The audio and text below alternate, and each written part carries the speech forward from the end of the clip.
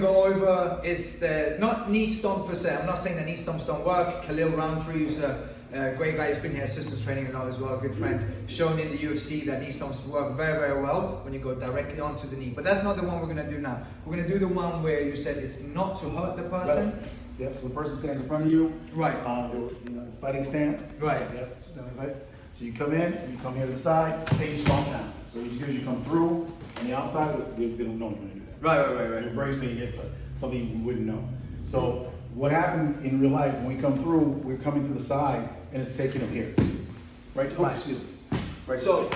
So now, someone, like I'm not saying theoretically that doesn't work. Like I feel the pressure. Yeah, but know this, we actually used it in real life. So it's not, for us it's not theory.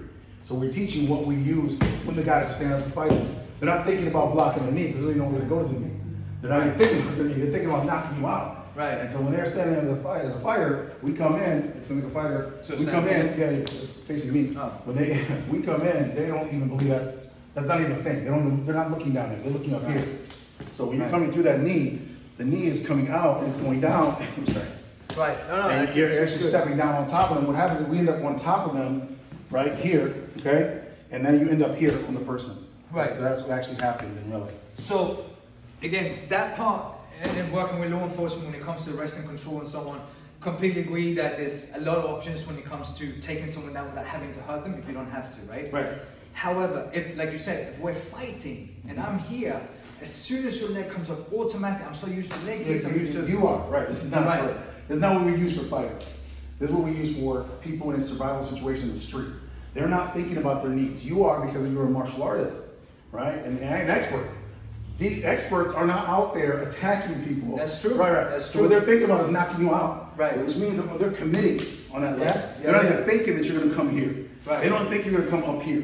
Right. They don't even believe you can kick to the face. They don't even think about that. Right. They definitely don't believe that. This is one of our other techniques we do. They come forward. They don't believe we're going to do that. They believe we're leaving when we come here.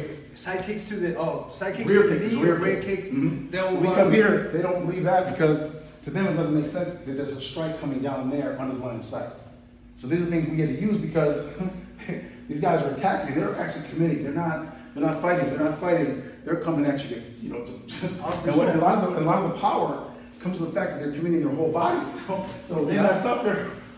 Yeah. And most people that don't know how to fight, that's what they're gonna do. They're gonna swing, right? The whole body, but the whole body's involved. That's why what actually hurts you is that they're not actually fighting. They're actually coming in with the whole body, which changes the entire combative condition. So now there's a car behind you. So he missed you here, but he's bang. Now you're into the car, right? And now his friend's over here, and his friend grabs you, and then bang, right? So they're not good at fighting fair, but they are good at hurting someone because they're totally committed. So a bad hit, but they're hitting like this, and they're not even hitting right, but that arm to the back of the skull, bang, it makes a big difference. So, but especially these big guys are really, overweight, really big guys. Yeah, and and there's multiple aggressors. We're used to fighting with multiple attackers that have intent to hurt you, and they're not fair. So you do stuff like, hey, no, I knew nothing, right? So you look that way, then they come at you. Yeah.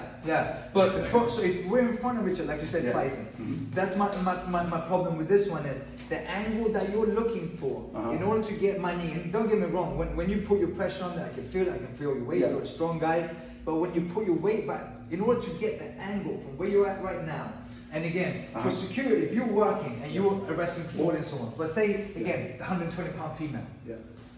This is going to be very hard for her. Oh no, she would do this. So our system adapts to you, okay? So like when you go through traditional systems, they show you how to do things and then you're supposed to do them. In our system, we show you how to do things based on who you are. So for example, you're more flexible, you're more adaptable, so the techniques you'd be doing will be different than a guy who's 400 pounds on our staff, right? Right. We got a 350, he's not gonna do anything you're doing almost at all. And you're not gonna be doing things he's doing, right? So our system adapts to the student. So that's one thing that separates our system from any other, is it's designed to fit you and adapt to you.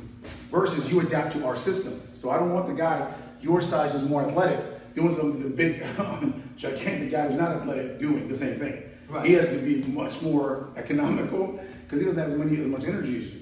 You can go all day, this guy can go like 1 minute at most. So a big guy, by the way, he would never be able to, that's never gonna happen. You With your mechanics, you could actually come up and just take this guy straight down, just like that, and you're in custody, just like that. And what this is actually a circular. It's a circular attack. So this is a right. In order for it to bend, it's got to come this way. Yeah, it's coming this way. Okay, so it's actually kind of hard to do in slow motion because it's actually a stomping action. It's a circular action. It comes in here. So it's really hard to do slow motion, but that's where the action is. This way.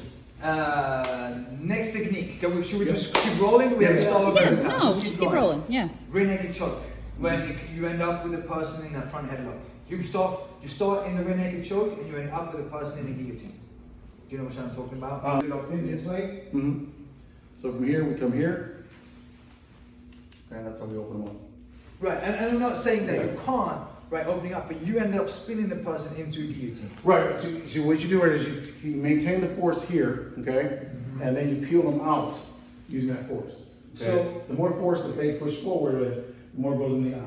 Right. So these are a couple of them, and we'll do it with the shotgun later on as well, where I have a little bit of a problem with it. I'm all for eye gouging when it comes to self-defense. Whatever you have to do to be safer, right? The thing is, as soon as I feel that the eye's going into, now, if I'm fully locked into a rear naked choke, I keep choking because I know there's going to be a couple of seconds, then the person's going to go on. However, most people don't know how to do it, how to do it properly. So the thing to remember is that when you're training for the criminal, not for the fighter. Absolutely. But as soon as I feel it, with the fingers going into the eye, you always need opponent leverage, right? You talk about leverage a lot. What we're doing is using pain. So we're actually using pain here to manipulate the person. And if I push against, it's really right. And your pain threshold is a lot, like at least 100% higher than most people. I have a high pain threshold, and I agree. Like when people, and some of the fighters say even, I have some of the guys that are in the UFC who are like, oh, that doesn't work. For you, it doesn't, because you're a professional fighter, right? But we have to have a system that works for anyone, anywhere, any size, right? Right. So these are options, right? They come about based on the situation. So when you peel this guy's face back and he resists, his eye's gonna come out. If he doesn't resist, he peels out, then he goes over there. Then you don't do you wouldn't take him into a guillotine. Yeah. So your transition is, whatever it is. So we just show lots of options. We want you to have lots of options. You might decide to just peel out and push them away from you and run away. I mean, your choice, but we want you to have lots of options. So our techniques are not based on preset determinations. They're just different options. We want your brain to see, hey, I can do this or I can do that. And you have to put it all together in a situation because the situation totally changes and adapts to your situation, your conditions. And it's what's going to be. Right. You never know how so what we do is just open your brain up with all these options so you can decide what you want to do. All right, so once the eye gouging goes in and the person let's go, I'm not saying that can't happen. My problem is the spinning around into a guillotine from there. Plus, again, you're saying that it's depending on the size of the person. Like in a self-defense situation, these are finer points, but I wouldn't recommend someone. Your center is lower than mine, so that's going to be hard for me to manipulate you anyway into a guillotine, for example. But a taller person, they're actually falling the whole time. Okay, Yeah. So especially with someone on this size. So if he was putting me in a choke and I reached up here and I gripped his eyes, he was already falling down now. So he's already, there was no way for him to do what you do, which is to simply back up. And that's because your center is lower, I have less range of motion over your vertical plane. Right. So when I articulate your body here, you can actually adjust your body a lot faster than a bigger person. Right. So it's harder to deal with people. And I were to do this to your nose, you could actually adjust your body. Right. Where a bigger person cannot do that. So they can't if you bring the upper body over the hips. Yeah, but you can. If I went like this, you could actually roll out of that. Yeah. Right. There's lots of ways you could do that. That's also because your center is lower. If you were much bigger than me and I come here, you're not going to be able to adjust because my center is now lower than yours. Right. Okay? So just a minute ago when I tried to do it, you actually rolled out. And just now, I put my center lower and I was able to do the takedown. So it makes a huge difference how high your hips are compared to the other person. Yeah, also the position, when you position one leg behind my leg. I actually didn't touch you. No, you didn't put it, but your range of motion is longer. Yes. So, but even if I did here and I tried to go like this, your body, you see how your body can actually just adjust automatically. Your center can just back out. And you feel that would work for a female? We have females do it, men. Because of course, they do with intention too. They're actually, really pushing hard. They're not actually doing what we're doing. Right. So a lot of things don't work in slow motion; they work in fast motion. Remember, in real life, these guys have no idea this is going to happen. Right. They don't even believe this does anything, so they're not even going to move back. No, they're going to fully commit. They're actually going to be like, "That's nothing to me," and just keep moving, which actually makes it work better. When it comes to headlock from the side, I agree. We teach the same thing: under the nose, in the eyes. All of that works as far as the pressure. Going from here to full guillotine, that for me is gonna be very difficult to do. There was cell phone. All right.